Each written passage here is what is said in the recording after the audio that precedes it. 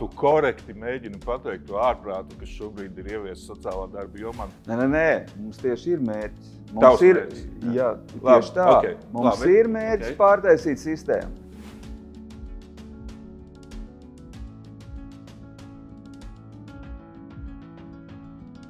Šis saruna būs par sociālo darbu realitāti. Godīgi, atklāti, tieši, jo Kaspars ir tas cilvēks, kas zina drēbi no iekšpuses un nekad nav kautrējies teikt to, ko viņš domā. Un man tik tiešām liels gods ir tevi satikt, jo par sociālo darbu Latvijā zinu, ka tu esi viens no pirmajiem. Nu, nosacīt viens no pirmajiem. Pirmāks nekā es pat. Laikam. Nu, diez vai kāds ir pirmāks. Pirmāks nekā tu. Un jā, tu zini, mums tas nosaukums tāds ir tāds oksimorons kritiens, bet vai uz augšu, jā, un tā ideja ir tāda paskatīties tādā, retrospektīvā, tieši, ar tevi. Kas tu esi? Zini, tādas jautājumas no vēstures skatoties, saprotu, parasti uzdod prezidenti, jā? No sērijas, kas es esmu. Man liekas, tur bija viens prezidents mums, arī, kurš uzdod jautājumu, kas es esmu. Es nezinu, vai es varēšu atbildēt, kas es esmu, jā?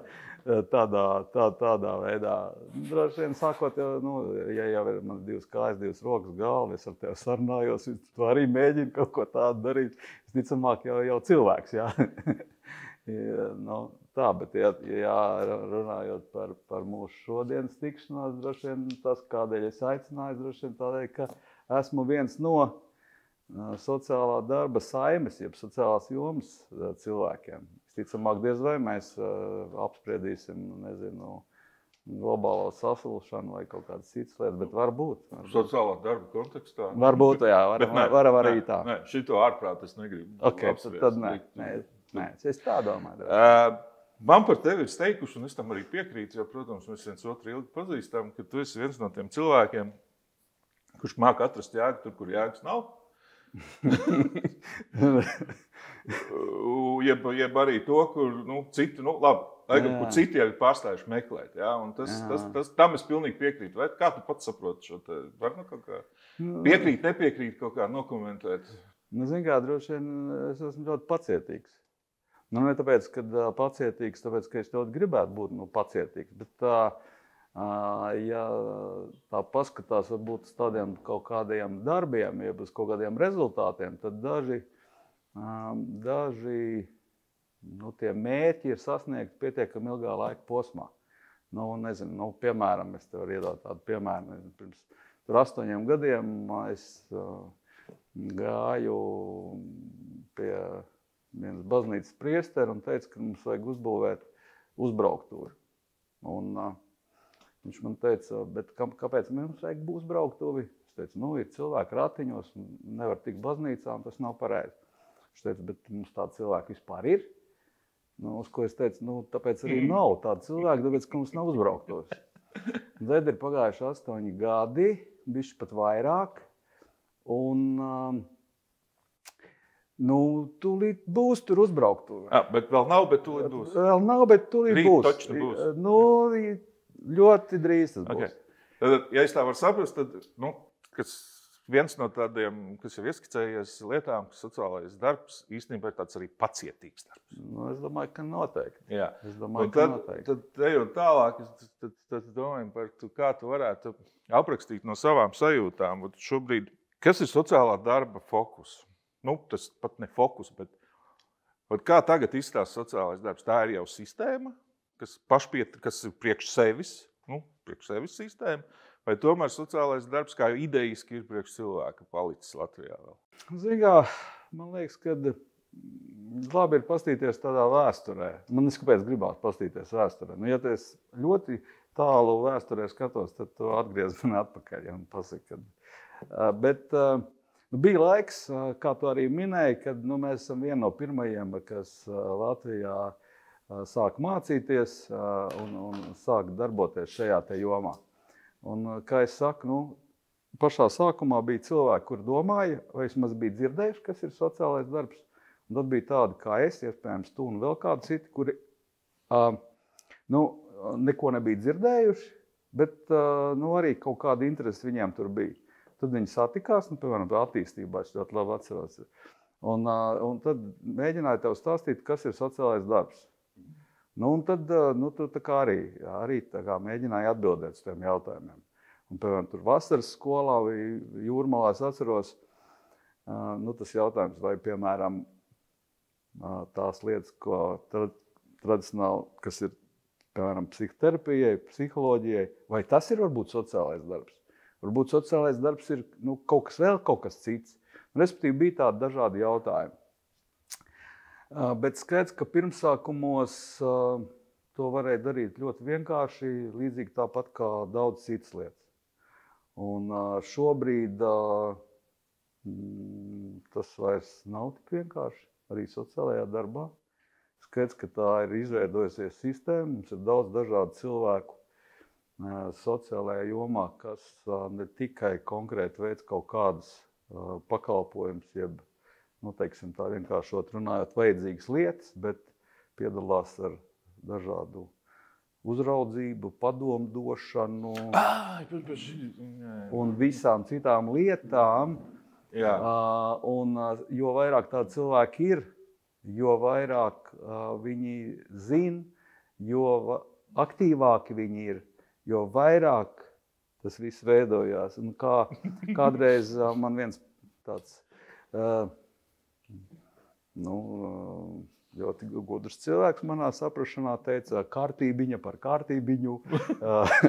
Un tā, es droši vien nezinu, kas tā varētu teikt. Jā, bet... Es ļoti, ļoti cenšos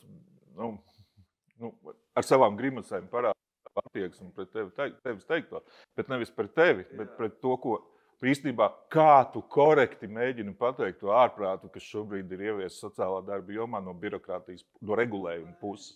Ārprātu. Ja? Kad es arī atceros tos laikus, kad man bija viens papīriņš, ja? Un tad jau es pukstēju un stenēju, ka kāpēc ir strādāt ar cilvēku, kas pilda papīru, ja?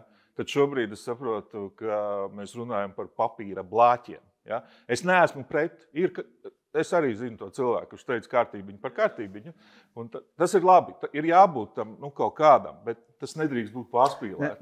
Skaidrs, ka tas nav nekādā gadījumā signāls par to, ka profesijai nevajadzētu būt profesionālai, ja tādā izpratnē, ka viņai ir jābalstās tiešām teorijās un pētījumos un jābūt uz datiem balstītām metodēm un tam līdzīgi, un arī sistēmai ir jābūt.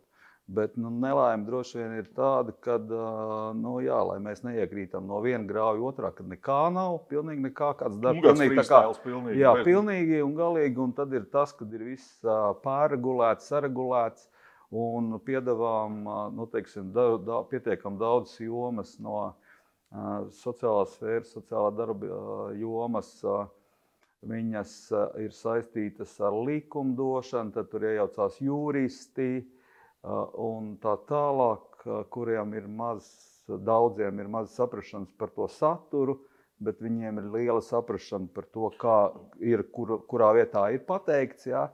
Un tas, manuprāt, jau sāk pamazām radīt problēmas pašai. Es pat teiktu tādu apdraudējumu pašai profesijai kā tādai. Man liekas, ir pēdējais laiks mums kaut ko darīt. Es tev pilnīgi piekrītu. Es to domu, kā es sapratu, es formulētu savādāk, jo mēs no satura esam pārgājuši uz formu. Mēs ejam viņu. Un tas ir arī savā pieredzē, kad es vēl strādāju Rīgā, man bija tas, ka man vienmēr bija doma, ko teiks pārbaudītājs. Un tas ir briesmīgi. Tas ir briesmīgi, bet pie tā mēs esam sevi paši noveduši. Ja jau mēs ieminējāmies no pagātnes, un tu atceries, kā smaržoja tavs pirmais kabinets? Kad tu vispār sāki strādāt? Man ir bijis tā, ka, laikam, es nevarētu teikt, ka es esmu liels kino mīļotājs, bet ir kaut kādas dažādas epizodes, dažādās filmās, kas man ir palikušas prātā. Tad ir, piemēram, ceļš no Krustāva noteikti. Tā ir skaitā arī no Krustāva, jā. Bet ne tikai.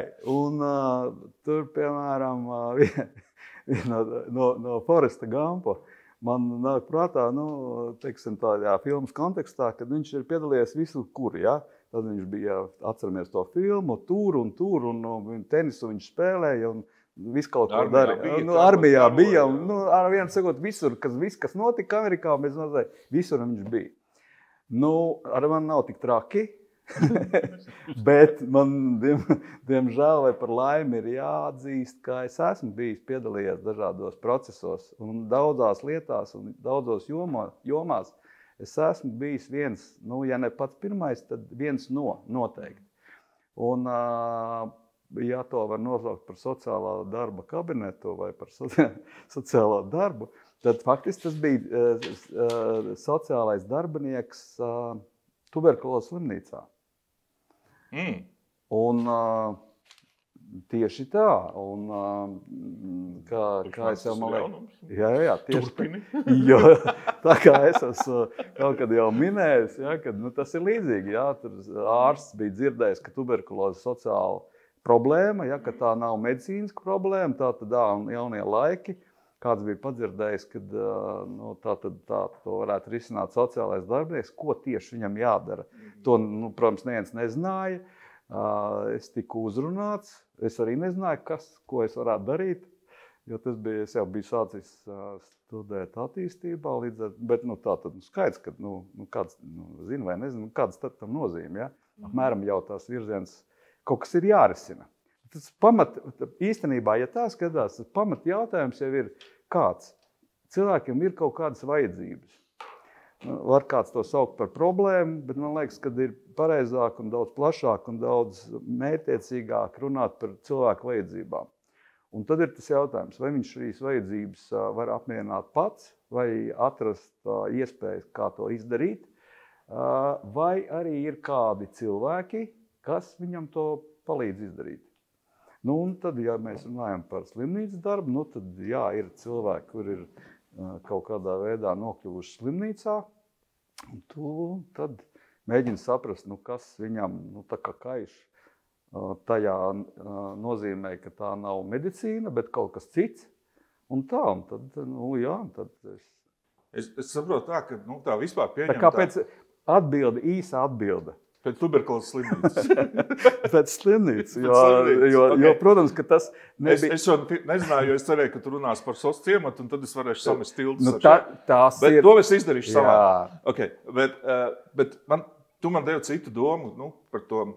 Tu teici, palīdzēt cilvēkam. Es pieļauju, ka vidēji statistiskais, stereotipiskais priekšstats par sociālo darbu, tas ir palīdzēt cilvēkam.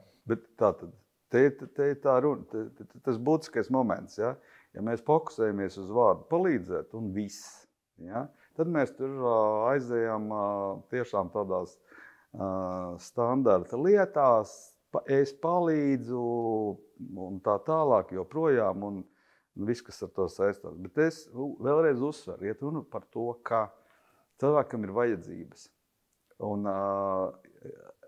sociālais darbinieks vai sociālā jomā strādājošais ir tas, kas palīdz kaut kādā veidā, sākot ar apzināties tam cilvēkam viņa vajadzības, beidzot ar to realizēt kaut kādā, lai kas tas arī būtu, viņa vajadzības. Un tas ir kaut kas cits, nevis vienkārši kaut kādā veidā, tā primitīvi, ja tā var teikt, palīdzēt. Man liekas, es noteikti saprotu, ko tu saki. Jā, bet tas ir ļoti, man liekas, es diezgan provokatīvi izvēlējos ar šo vārdu palīdzēt. Jā. Man viņš arī ļoti nepatīk mūsu jomā. Bet tas saistīts bija ar jautājumu, atkal no tavas prakses. Ja? Ir bijis kaut kāda, kāpēc es teicu, tas stereotipisks sociālais darbinieks, paliksim pie šie vārda, palīdz klientam. Jā. Tavā praksē ir bijis, ka klients palīdz tev? Tā es domāju, eksistenciālā.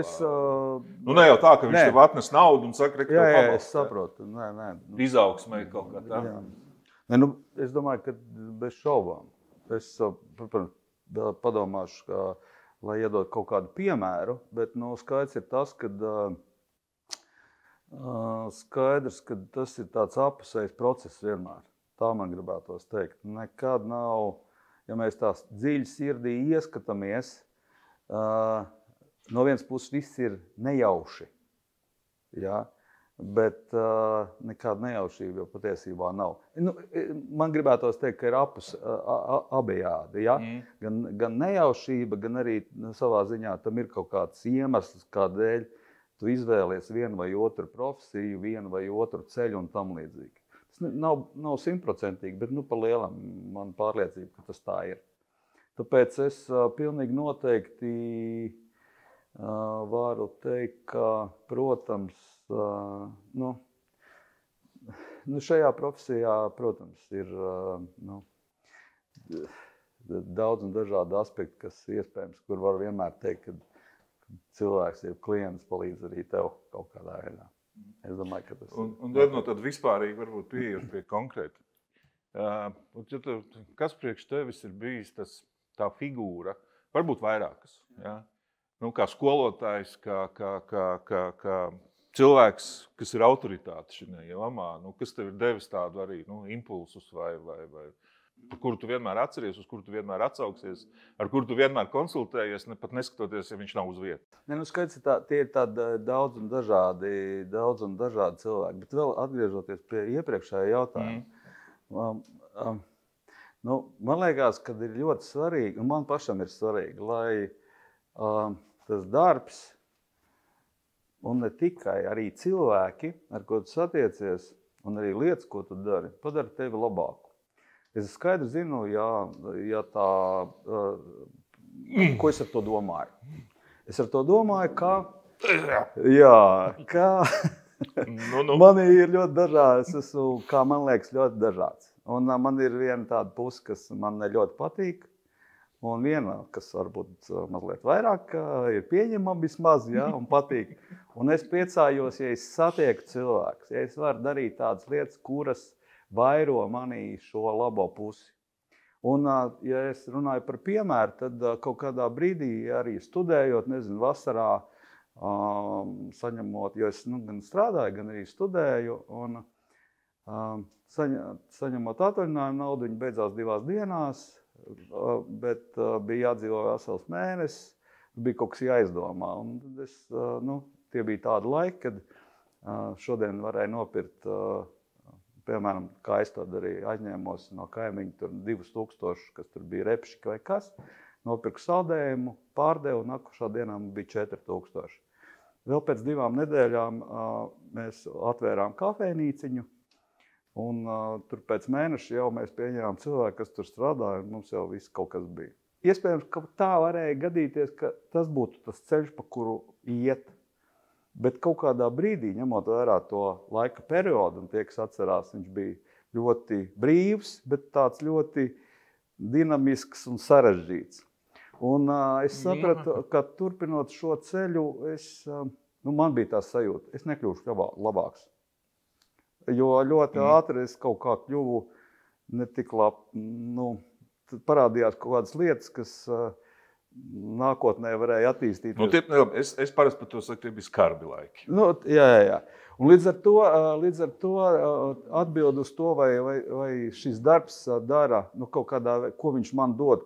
Es gribētu teikt tā vispārīgi, viņš man kaut kā ļauj, kā man liekas, būt gan no zināšanu viedokļa, gan no tā satura viedokļa, gan darot kaut kādas lietas, nezinu.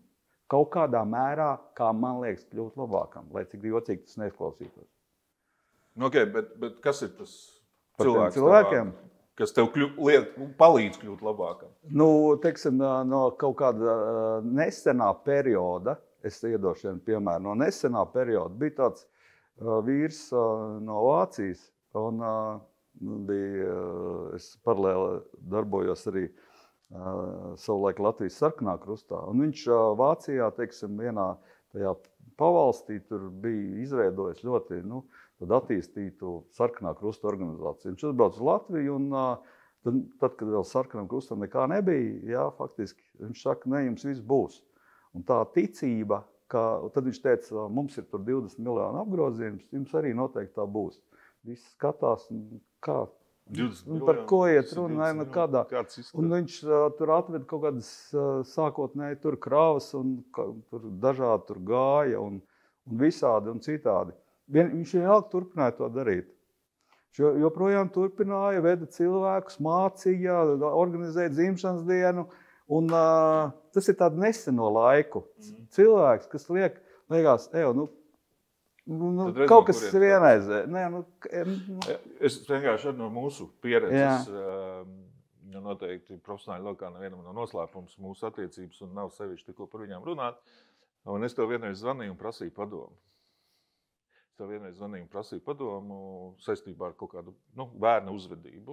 Un tu man arī atbildēji, mēs darām vēl. Laikam kaut kur man tas sasaucās, ja? Šī te pacietība, šī te ticība, ja? Un šī konsekvence, ja? Kad tu nepamet to, tu nemet to malā. Ja? Tu esi uzņēmies, tad tu esi uzņēmies un neatsakies no tā, ko tu esi uzņēmies. Bet par tādu lietu atkal, man liekas, tad mēs varam pieiet pie vienas tādas lietas, pie kur, man liekas, ar obligātu sociālā darba kontekstā jāparunā, un to, ko arī visi dzird. Un ne tikai sociālā darbā. Mums tagad ir tāds moderns vārds parādījies pēdējos 5, 6, 7 gadus - izdegšana. Ja? Mēs te visi degam, liesmojam, izjūkam un vēl kaut. Es saku ar ironiju, bet, protams, tā ir ļoti nopietna lieta. Ja, tā ir ļoti nopietna lieta, sevišķi profesijās, kas saucās palīdzēšanas profesijas, kur ir attiecības ar cilvēkiem. Ja. Diez vai var izdegt no attiecībām ar kaut kādu robotu vai. Bet varbūt var. Kas tas tāds ir īstenībā? Kas ir izdegšana? Tev. Jā, es saprotu. Zinātniskos formulējumus es zinu, bet jā, es arī pat nemēģināšu atcerēties to. Mana pārliecība ir tāda. Tas ir tāds ļoti, ļoti plašs lauks. Un ko es ar to domāju? Man, piemēram, līdz šim saistībā ar darbu ir nenormāli paveicies. Reāli paveicies. Es vienmēr esmu darījis to, kas man ir paticis. Lai cik jocīgi, man vienkārši tā ir bijis. Ir kaut kāds bijis, tad dažs varbūt kaut kāds neliels epizods, bet par lielam man vienmēr ir paticis tas, ko es daru šajā kontekstā. Tad darīt to, kas tev patīk. Pirmām kārtām tev jāpatīk. Ja tu darīsi to, kas tev patīk, un tu izdegsi. Nē. Lai tu tā kā neizdegtu. Jo tad viens no momentiem ir tāds, darīt to, kas tev patīk. Lai neizdegtu. Okay. Es saprotu, es tā mēģinu. Jā, tas ir tāds, darīt to, kas tev patīk, lai neizdegtu. Otrais, populārs vārds ir ne tikai izdegšana, bet arī profesijas prestižs, piemēram. Ja? Un tad jautājums... Bet varam pie izdegšanas palikt?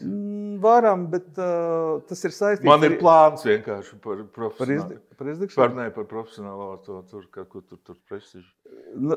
Zin kā, tas... Bet, ja nevar, tad nevar. Var rakt, bet var arī nevar. Okay. Zin kā, profesionāli... Kāpēc? Tāpēc, kad es tā pieļauju. Ja tu strādā, piemēram, profesijā, kurā tev ir sajūta, ka tu dari kaut ko, kas nav svarīgs. Tāds, kas nav prestiži, piemēram. Tas arī stimulē kaut kādu izdegšanu. Ja tev ir tāda sajūta, ka tu dari darbu, kas nav prestižs, nav novērtēts kaut kādā veidā. Pie kam iet runa par sajūtu. Vai tev ir tāda sajūta vai nav tāda sajūta. Un te ir svarīgs, manuprāt, tas mirklis. Kādā veidā tad vispār par to profesijas prestižu.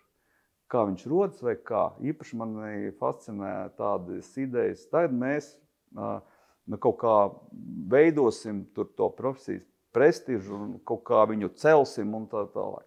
Manā saprašanā profesijas prestižs rodās no tā, ka vai pirmām kārtām tu dari to, kas tev patīk. Otrām kārtām, vai tev ir sajūta, ka tu dari kaut ko sakarīgu.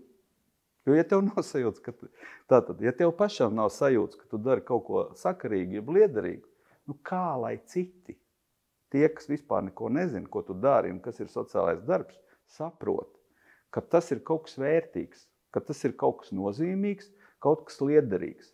Un tādās vienkāršotās lietās, ja piemēram, sociālais darbinieks tieks ar citu profesiju pārstāvjiem, viņš ir nevarīgs. Viņš ir kaut kāds, viņš nesaprot, ko īsti viņš dara, nevar paskaidrot. Jā, tieši tik bēdīgs viņš izskatās, satiekoties ar kādiem citiem. Tāda pārējiem rodas sajūta, ka viņš ir tāds, tāda profesija, kur tāda dīvaina cilvēks strādā. Līdz ar to, manuprāt, tas ir viens no tādiem arī priekšnoteikumiem izdegšanai. Bet ilgu laiku es domāju, un man bija tā pārliecība, ka tas gandrīz vai ir bezmaz vai viss. Un ka tādi pa īstam tā nemaz neizdeg. Nu, tā pa īstam. Jā, tā. Īsti vīri neraud. Nu, jā. Bet šobrīd es gluži tā vairs nedomāju. Man liekas, tā ir vēl viena no tādām lietām, ko ir jēga kaut kā tā. Tādēļ, ka viena lieta ir, ja tavs darbs tiešām ir katru dienu tikties intensīvās konsultācijās viens pret vienu vai ar grupu un tā tālāk. Protams, tā ir cita intensitāte, cita komunikatīvā slodze un tā tālāk. Un tas, protams, to var sekmēt. Viens no jautājumiem joprojām ir tas, ar ko mēs, manuprāt, sākām par, ja tev visu dienu jāraksta papīru, tu sāc zaudēt jēgu. Trešais, ja tevi sāk čakarēt. Un ja tevi sāk čakarēt ar vien vairāk un dažādu, kā mēs te minējām, rodās vesela čakarētāji ir daudz. Jā, un ja rodās ar vien vairāk čakarētāji un rodās ar vien vairāk vizziņi, kā tās lietas darīt. Jā, un tad, kaut vai vakardien klausījos kārtējo raidījumu, kurā ar vien vairāk, man ar tādu satraukumu klausos tādus cilvēkus, vizziņus, kas piedevām vēl darbojās tādās ar varu apveltītās institūcijās, kas ļoti skaidri zina, ka ir tikai tā un nekā savādāk, un ka tas ir jārisina tā. Un tas, protams, arī rada šo sajūtu, kas sekmē šo izdegšanu. No savas puses var pateikt, ka vārds eksperts priekš manis jau ir, ja es dzirdu eksperts tādā jomā, es tā izslēdzu pulti, jo es šito vairs neizturēju. Bet atgriežoties, es tev pārtraucu, vienkārši man pārāk ilgi nebija runājis. 30 gadus atpakaļ, ticamāk, kad bija kaut kādas epizodes, kurās arī es visu zināju. Tā ir normāli studējošo slimošana. Jā, kurā es visu arī zināju, kurā balts bija tikai balts un melns, un es varēju arī norādīt un tā tālāk. Un interesanti, kad es to vēroju, ka tie cilvēki, ar kuri kopā joprojām strādā, bet sākts ir sen, viņi arī mainās. Tie, kas ir daudz maz sakarīgi. Ja? Ir jau, kuri arī tā paliek vienmēr tādās kategorijās, bet tie, kuri ir sakarīgi, viņi arī saprot, ka ir lietas, kuras var darīt pavisam savādāk, un vēl kas ir, nevis trakākais, bet tāds interesants, ka ir lietas, kuras, diemžēl vai par laimi, nevar nemaz tik vienkārši mainīt. Katrā ziņā nevar to izdarīt ar tādām vienkārši tādām parastām, lai kādas metodas tās arī būtu. Tas tā diezgan interesanti, un droši vien to saprot, ka tev rodas atbilstoša pieredze, un tu esi vairākas reizes tā vai citādi, tā. Bet kopumā, kā es jau teicu, līdz šim nenormāli paveicies. Vai sociālajā darbā var gūt baudu caur ciešanām? Tāds BDSM. Caur ciešanām. Kā es teicu, runājot, piemēram, par sevi, priekš manis viena tā daļa, šīs darbs, un tad skaidrs, ka tas ir arī sociālais darbs, ir tas, ka tas man rada sajūtu, ka es daru labas lietas un kļūstu labāk. Tādā veidā. Ja ir doma, ka man darot darbu ir jācieš, tas ir slimi. Lai kas tas būtu. Ja man šobrīd ienāca vārds slimi, es ceru, ka tas jo es nedomāju, kā cilvēks darot darbu un ciešot tādā izpratnē. Piemēram, arī mēs pat runātu par manu personīgi par kādiem pēdējiem notikumiem, saistībā ar kriminālu procesiem vai vēl kaut ko.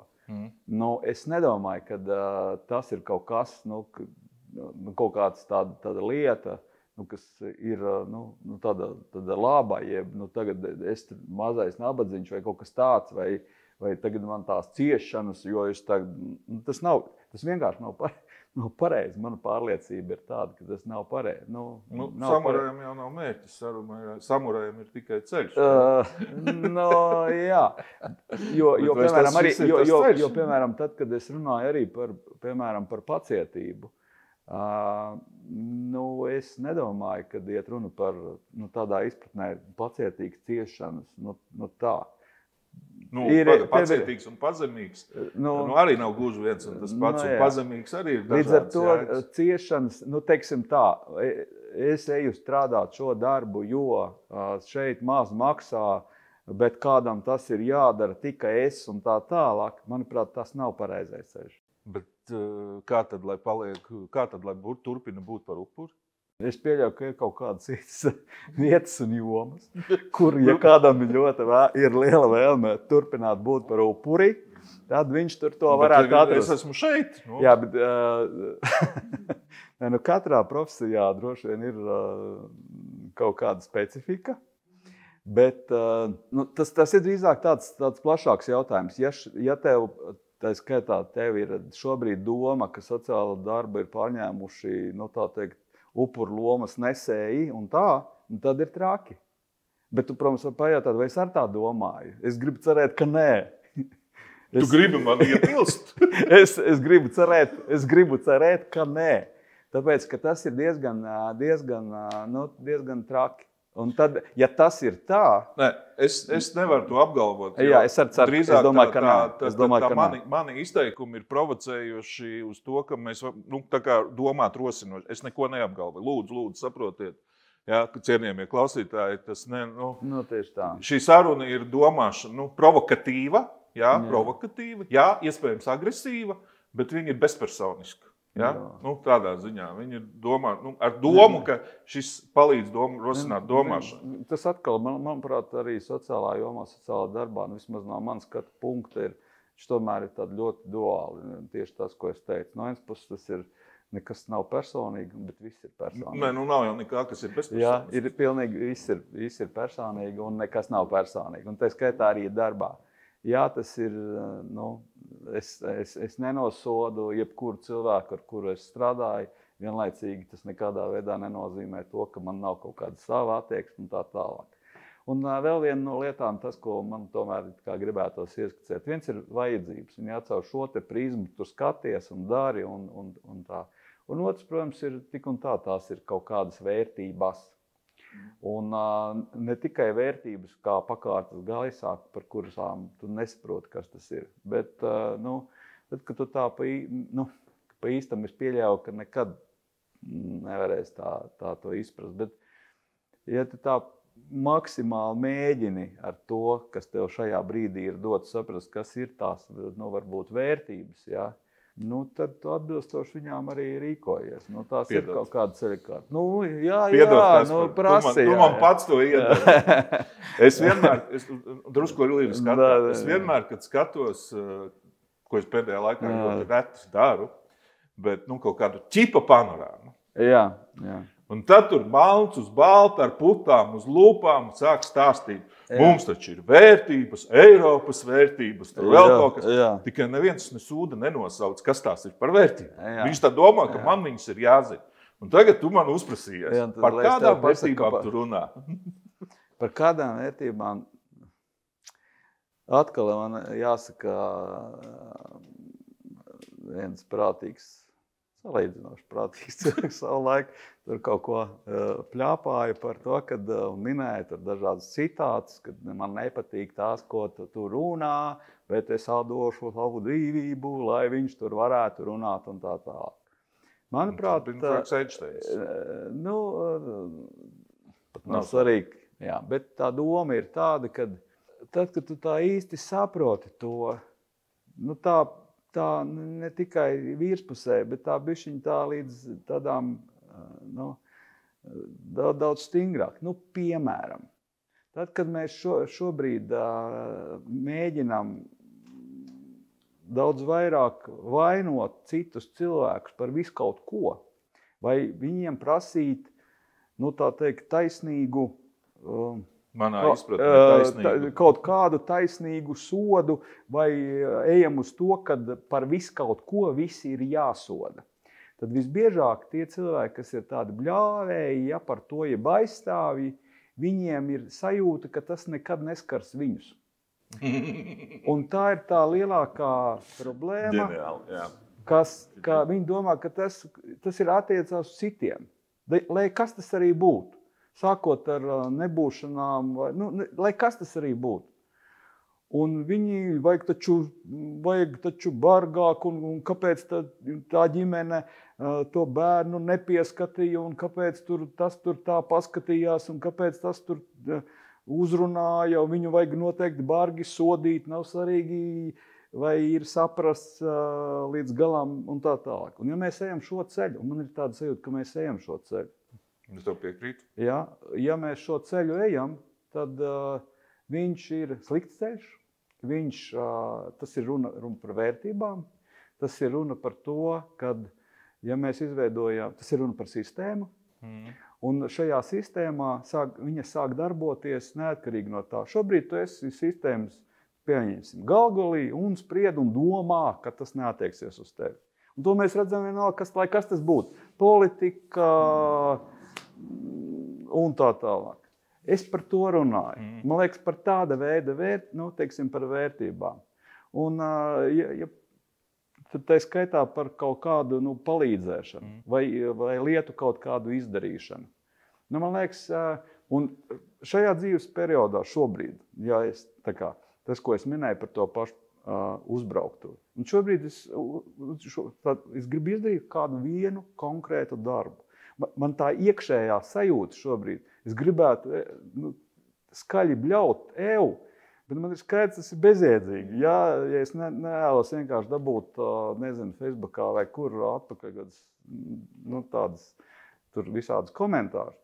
Es gribu izdarīt konkrētas lietas un mēģināšu viņas arī darīt, lai kaut kādā veidā mainītu. Tas ir stāsts par zvaigznēm? Jūras zvaigznēm? Tas ir tas pats stāsts. Tas ir tas stāsts par jūras zvaigznēm. Tas ir tas pats. Tu atkal man drusku uzveidīji tā domu, tu šobrīd un jau ilgu laiku, un arī viens no sākumiem bija ar bērniem. Jā, un tagad tu arī nodarbojies ar bērniem. Un protams, visu tavu karjeru šobrīd ļoti cieši ar bērniem, bet nav tā, ka bijis bez bērniem. Tā vai citādi. Intensitāte savādāk. Divos vārdos. Kāds šobrīd ir bērnu stāvoklis? Bērnu sistēmas stāvoklis. Es negribu teikt bērnu tiesību aizsardzību. Vienkārši, kā mums ir ar bērniem? Kā mums ir ar bērniem? Kopumā, valstī. Kā kopumā ar... Nevis katram ar saviem. Divos vārdos, jo mums nav mērķis kritizēt un pārtaisīt sistēmu. Mums mērķis ir domāt. Nē, mums tieši ir mērķis. Tieši tā. Mums ir mērķis pārtaisīt sistēmu. Pārtaisam? Un tā ir vēl viena no lietām, ko es vienmēr gan sev, gan citiem arī saku. Tā nav citu cilvēku. Šeit nav citu cilvēku, kuri kaut ko var izdarīt, ja pārtaisīt. Vienalga, vai mēs tiekamies, lai kas tas arī kurā vietā būtu. Nav citu. Ja tas ir tavā organizācijā, tad tu esi tas, kas var pārtaisīt. Tie teksti par to, ka mēs šeit neko nevaram, vai mēs šeit neko nemainīsim. Tas nav par to.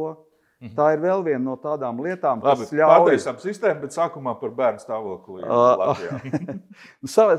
Ar ko salīdzina? Salīdzina pirms 20 gadiem. Tad pie situācijas, teiksim tā, es iedošu salīdzinājumu. Piemēram, darbinieci, kas strādā 30 gadus, esošo stāvokli tai pašā bērnu aprūpē. Viņi saka, par ko jūs runājat, par ko jūs uztraucaties? Tagad tur 6 vai 8 bērni vai tā. 30 bērni vienā telpā, 2 stāv gultas un tā. Ja salīdzina divas šīs lietas, viņas pieredzi, tad, viss ir lieliski. Tā pa lielam. Ja salīdzina par to, ko viss kaut kas, sākot ar digitālo pasauli, tai skaitā arī ar visādiem cilvēkiem, kas visu zina, kā tas viss ir, es gribētu teikt, ka, man liekas, ka varētu būt kaut kā labāk. Bet ir daudz lietas, kas ir ļoti labas salīdzinot ar iepriekšējo laiku. Ir lietas, kuras mēs agrāk uzskatījām par pilnīgi normālām, kuras šobrīd neuzskatām par normālām. Mēs dzīvojam ļoti dinamiskā laikā. Jā, Un tā kā mēs attīstamies pēdējos 11 gadus, jā, tie ir gadsimti, ja skatās citā attīstībā. Man par bērnu stāvokli Latvijā ir viens salīdzinājums. Tu zini, cik ir sots ceļu satiksmes noteikumos, ja bērns nav piesprādzēts? Nē. Tur bija, man liekas, no 30 līdz 70 eiro mašīnā. 30-70 eiro. Tu zini, kāds ir sots, ja tu nepareizi suni pārvedā mašīnā? Nē. No 1500 līdz 2700. Okay. Nē, tas ir man raksturojušais lielums, kā mēs attiecamies pret bērniem Latvijā. Bet es ceru, ka tu nenāks ar ierosinājumu, lai būtu līdzvērtīgi, kad par bērnu pārvadāšanu bez piesprādzēšanās arī jābūt sodam 1200. Jo kāpēc es to saku? Jā. Tādēļ, ka šobrīd mana tā pozīcija... Es atceros par sodiem. Jā, tieši tā. Es neriskēšu teikt, ka tieši tāds ir mans Es ceru, jā. Es domāju, ka tas ceļš ir kaut kāds cits. Un ja mēs vispār runājam par sistēmu, tad, droši vien, es pieļauju, tu man to gribēs pajautāt. Vai ir kaut kāda recepte, ko tad darīt? Negribēju. Bet man liekas, ka gribēju. Bet tu gribi pastāstīt? Jā, es gribētu pastāstīt. Tad runa iet par to, ka katra pozīcija, ko mēs šobrīd veidojam, piemēram, kaut kādā darba vietā, kura neveic kādu konkrētu darbu ar, piemēram, nesniedz pakalpojumu vai nestrādā ar, teiksim, tur klientu vai ar bērnu vai vēl, viņu tādu nedrīkst veidot. Nevienu attīstītāju, nevienu uzraudzītāju, nevienu, prātvēderu, nekādu ekspertu, nekādu tādu pozīciju nevar vienkārši veidot. Viņu nedrīkst veidot. Bet tik tiešām, ja tā runā atbrauc pārbaudītājs, tad pietiekoši jauns, plus mīnus tikko pabeidzis bakalaurus, es ar saviem 3 maģistriem stāvu viņu priekšā un saprotu un nesaprotu, ko viņš no manis grib. Ja? Un tas galvenais pārmetums ir tāds, ka nav uzlikts datums vai pievilkts paraksts. Ja? To, ka tur ir izdarīts darba apjoms, nenormāls. Ja? Kaut kādā veidā mēs ar tevi esam atļaujuši tam būt. Jā, es tev piekrītu. Ne tikai mēs divi. Es būtu priecīgs, ja mēs divatā vispār. Bet ne tikai mēs divi, bet arī daudz citā, kā mēs esam atļaujuši tam būt. Tas ir labs jautājums, kā izdzīvot to, ka šis dzirnakmeņi maļ. Ja? Es zinu, es pats aizmuku. Es 5 gadus atpakaļ aizmuku. Sauksim to tā. Ja? Ko nozīmē dzirnakmeņi? Tu tagad tādā pozīcijā, tas, par ko mēs runājām, lai kādu pozīciju tu ieņem, tad tagad dzirnakmeņi maļi, ko es varu darīt. Un tā. Protams, es negribu arī teikt, ka es tagad tur... Bet tu esi gaišais tās folklorā. Bet vismaz idejai jābūt, ko konkrēti tad tur mēs varam vai nevaram darīt. Es to biju gaidījis, teiksim, beigām, tā kā pēdējiem vārdiem, bet tu man piespiedi atkal iziet no rāmjiem. Saprot, es esmu pēdējos gadus, es dzīvoju ļoti vienkāršu dzīvi, un viņas moto ir, gribi izglābt pasauli. Sauc ar sevi? Nē. Ej mājās un mīli savu ģimeni. Nē, citi grib izglābt 1000, izglābt sevi. Ja? Tas ir drusku cita jēga. Ja? Tā ir drusku, arī laba doma, ļoti precīzi, bet tam ir drusku cita jēga. Un es vienmēr pieturos. Tu spēji noticēt? Es eju 5 prom no darba. Un tā kā teju. Tā ir, es gribētu teikt tā ir vēl tāda... Es eju 5 prom no darba. Jā. Es domāju, ka tas ir tikai, tā par lielām skatoties, ja nav kaut kas ļoti īpašs, tad būtu normāli, kad, ja cilvēkam ir paredzēts, ka viņam darbs ir līdz 5, ka viņš iet 5 mājās. Un lai ko viņš darītu, lai viņš būtu sociālais darbinieks vai lai kas viņš būtu, ja nav kaut kas, kas īpaši vajadzīgs, viņam jāiet ir 5 mājās. Ja vien, piemēram, viņš tiešām nestrādā, piemēram, ar bērniem, un viņa darba laiks ir iet, piemēram, viņam ir jāpārstāv bērni, jāiet uz vecāku sapulci. Tur, kas ir 6. Bet tas ir kaut kas cits. Tas ir cits stāsts. Bet viņam nav jāsēž. Tas ir stāsts par izņēmumu. Jā, bet tev nebūs, ka man ir tik daudz darba, es nevajag, ka visu žālā. Tas, kas būtu labi, nesēdēt 7:00 un nerakstīt papīrus. Jā, tas ir lieliski. Klau, bet atkal, mēs tā kā drusku pasmējāmies par tagadni. Nopietni pasmējāmies par tagadni. Bet par nākotni pāris vārdu. Man ir tāds atkal. Par nākotni parunāsim caur vienu tādu dīvainu, nevisai populāru prizmu. Ja mēs iedomātos, ka sociālais darbs Latvijā ir nomiris, Jā. mums ir nelaiķis, kuru mēs mierīgi aizvedam uz Valmieras krematoriju, kas ir lieliski un tā, svaiga, jauna, izcelta, un tur tos pelnus pēc tam izkaisām Norvēģijas fjordos. Es par saviem sapņiem tikko izstāstīju. Labi, jā. Tas ir mans, Jā. tas ir mans pasūtījums palikušajiem. Labi. Un tad mēs viņu taisam tā kā, no jauna. Jā. Ja? Tad 2 jautājumi vienā stāstā. Ko tu uzrakstītu nekrologā par šo nelaiķi un kādu ceļavārdus tu doti tam jaundzimušajam, kas nāk viņa vietā? Tur attīstībā savu laiku, kas bija ieroči ielā, man liekas, ieroči. Nē, tur bija gaitenis, un tur pie gaitenī bija... Tur bija daudz gaiteņu. Jā, bet vienā no gaiteņiem bija glezna, un pie vienas auditorijas starpbrīdī, un tur bija gals un sākums. Ja? Tad pirmais, ko varētu uzrakstīt, gals un sākums. Ja tā. Pirmais gals un sākums. Ja vienmēr kaut kas beidzās, kaut kas tāds vai citāds sākās. Tā man gribētu teikt. Bet jautājums ir, vai kaut kas ir, piemēram, labi, viss ir nomiris un tā. Vispār jautājums bija tāds, vai šitam visam ir nākotne un vispār visu šito vajag un varbūt slēdzam to bodīt ciet, atzīstam, ka nevienam to visu nevajag un nemokam sevi un citus. Es gribētu teikt tā, ja mēs ar tevi divatā būtu izdomājuši sociālo darbu un ieviesuši, un tad viņš tagad būtu nomiris. Bet es negribētu domāt, ka tik daudzi cilvēki, kas visu to dara un dara labi un tam līdzīgi, kad viņi būtu darījuši visu laiku kaut ko galīgi nepareizi. Protams, ka nē. Līdz ar to, protams, svarīgi ir, kāpēc ir nomiris, visādi var būt, tur uzkritis kaut kas vai, un tā tālāk.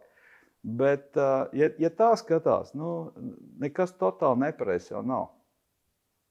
Tā.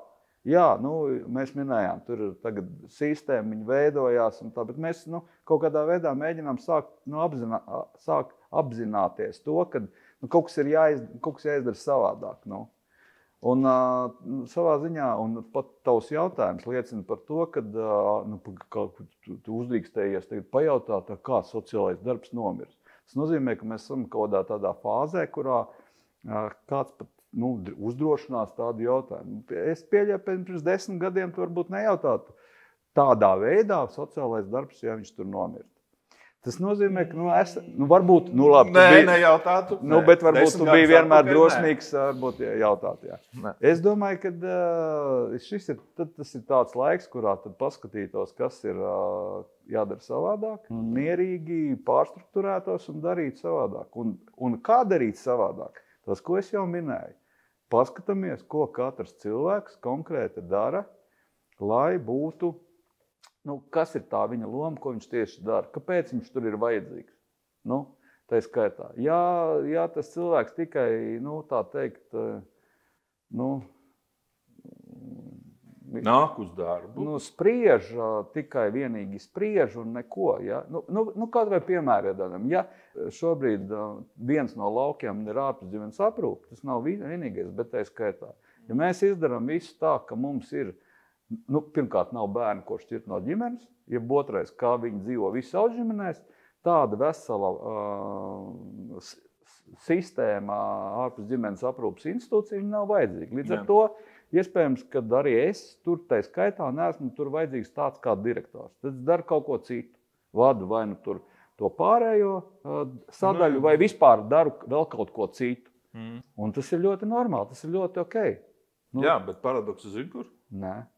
Paradoks ir tajā, ka pēdējos gados bērnu kļūst mazāk, cilvēku Latvijā kļūst mazāk, bērniņtiesu lēmumu mazāk nekļūst par izņemtajiem bērniem. Jā. Izdarām kaut kādas atkal konkrētas lietas, kā piemēram. Ja?